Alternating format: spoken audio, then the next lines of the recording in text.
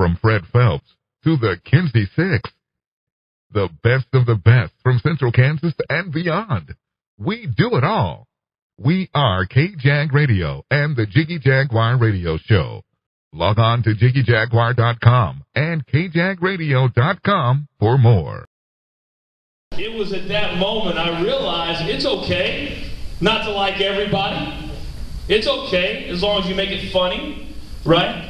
Well, what I thought was funny was the fact that I decided that if I was going to have a career in sportscasting, I had to learn how to play golf, because that's what sportscasters do.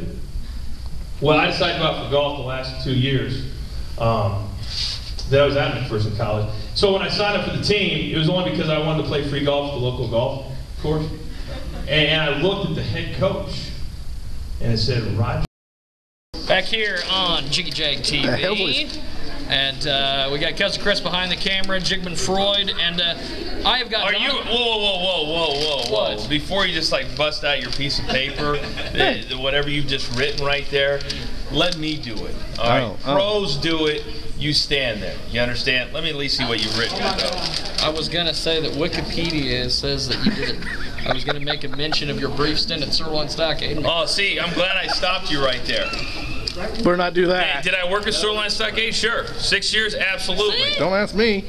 That's what I was going to I didn't read your page, sorry. It's not like it was my brightest moment. No! Please continue. Please continue. I don't want you to embarrass yourself. We've got Jonathan Coachman here with us, and... Are you nervous with all the cameras around? I am, sort of. Are we in Japan? I appreciate you. This is the most cameras I've ever had on me in my life. Well, I can understand that. Thank you for shaving for the occasion. I appreciate that. Thank you much, sir. Yeah, no problem. Now, what do you got? Now, talk to me about your amazing journey from 2 state basketball championships at McPherson High School to being on ESPN. It's been truly amazing, right? It really has been.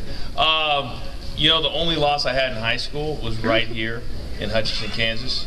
You understand that? But thanks for bringing that up. 42-41 double overtime. Not that I'm still stuck on that or anything. Sounds like it. It does, doesn't it? A little bit.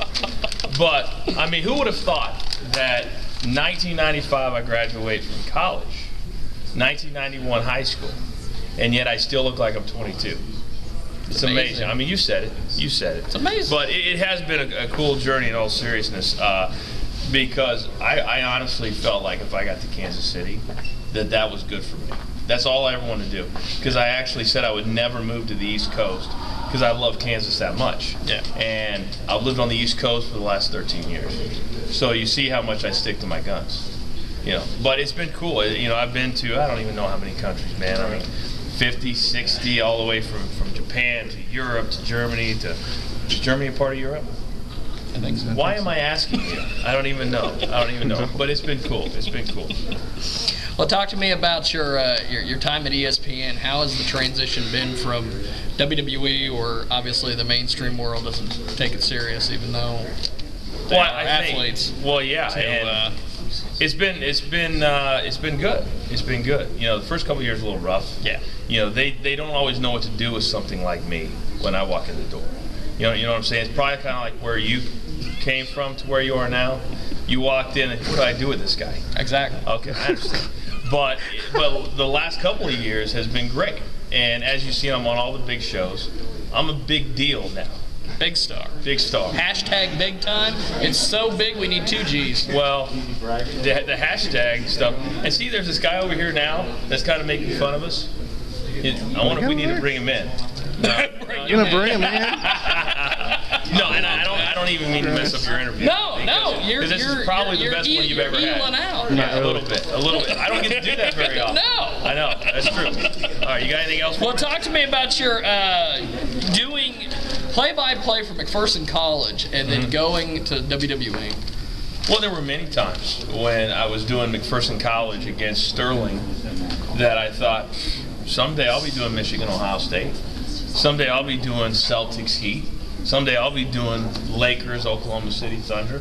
Wouldn't that be the natural progression? Natural progression up the ladder. But it's been, there are many times where my parents still live in Salina. Yep. So I talk to them all the time and I keep up on things going on here. But it never gets lost. It never gets lost on me on how far I've come, but at the same time, I don't feel like it's that far, because when you love sports, and that's what I love, you want to do it at the ultimate level, right? And that's what I get to do. But it doesn't mean that doing it at Channel 10 in Wichita is any different, because the cameras are the same. Yeah. The red lights are the same. It's just that some of us are a little better looking than other people. Is that another shot? That's a shoot. That was a direct shot. That wasn't a work. That was a shoot. Hey, we're not good-looking guys. Okay, Sorry. I'm gonna- all this I'm wrestling gonna- lingo bringing it up today. Gee, man. I'm gonna give you a couple names, and I want you to give me your first word. Okay. What you think of them? Okay. Now, one of them I was told I had to ask you, and I'm hoping that you know who this person is. But It's not. It'd be embarrassing for them, probably. not for me. No. Because I don't care. Exactly. Okay. There you go. Loose. That's how you roll. That is how I roll. Don't speak for me. Just ask me the questions. Vince McMahon. Mentor, former boss, the reason I have a wife and 2 kids, What? paid me for 10 years, love him. Yeah, a lot of people think he's difficult, but all I've ever asked of myself is just do your job. And that's all he asked. And that's all any boss, no matter what you do, should ask. And as long as you do your job, then that's it. And I have no problem with that. So I love the man. I could go back tomorrow, and I might. Sure. I don't know. We got the peanut gallery in the building. No, why do you allow him to speak? I have no control. Have you seen this show? I have no control. Did No, you he just doesn't. ask me if I've seen this show? Yeah. Probably not. It's okay. Without a doubt, the biggest star you've ever had on this show. And you just said, have you seen We've had Tech 9. Tech 9? Yes. Wow. All right, you got anything else? Okay, set. He just compared me to Tech 9. See? No, I'm messing. I'm messing. You're healing out. I Yeah. get it. Jim Rome. Since you do sports radio. Friend, genius. I'm a good friend with Roger Lodge, who you probably tried to be on Roger Lodge's show at some point, Blind Date. Yes. And were turned down. Yes. But through Roger Lodge, I became friends with Jim Rome. And anytime you make $30 million a year, right? Too much. You're probably a success. It's never too much. You're probably a success. So he breaks every rule you should ever have in sports radio. Like everything I'm told to do at ESPN Radio, he does the Right out the opposite. window. But then I look at how much money he makes and how much I make, and I say I need to do that. So I think he's very talented, and obviously he's got his own shtick, and that's good. Yeah. Dwayne Johnson. I made him a star. I made him a star. Oh, boy.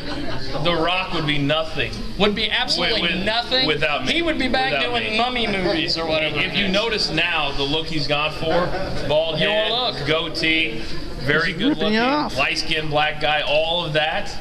Now he's trying to do that. He's going to so do gimmick ESPN. infringement, basically. Well, you're using a lot of terms that you're not allowed to use, Okay. but that's okay. Because we're in Hutch, and if you were in the ring right now, you just get slapped. But I'm not going to slap Damn. you. But yes, he actually has become a very good friend of mine, because when you start respecting each other, then that's kind of what happens, Yeah. right?